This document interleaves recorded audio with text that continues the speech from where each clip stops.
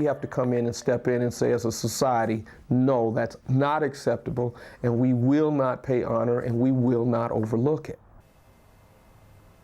Turn back the clock nearly 20 years for proof that the debate about the Stapleton neighborhood name is not a new one. Back in 2001, a pastor and NAACP leader told 9 News the name would be a bad choice for that new neighborhood in Denver. Today, nearly 2 decades later, our Jennifer Meckles caught up with that same pastor now that Stapleton is promising to change its KKK-linked name. Before the luxury apartments, even before most of the pavement, there were people who warned against naming this place Stapleton.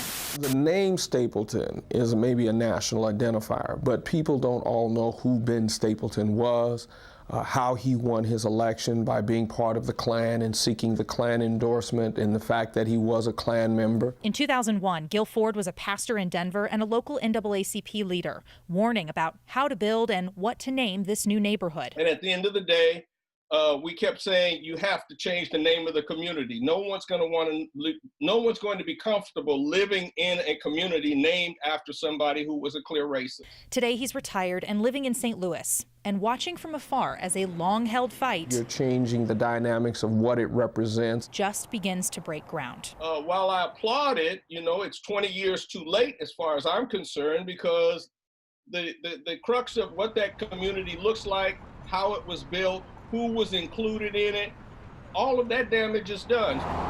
Ford raises a question. Does change come now because there's a new movement and greater pressure?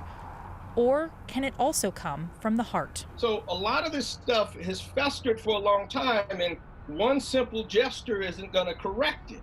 You're going to have to really come back with real change, and people are going to have to feel that change as they look at each other. Jennifer Meckles, 9 News.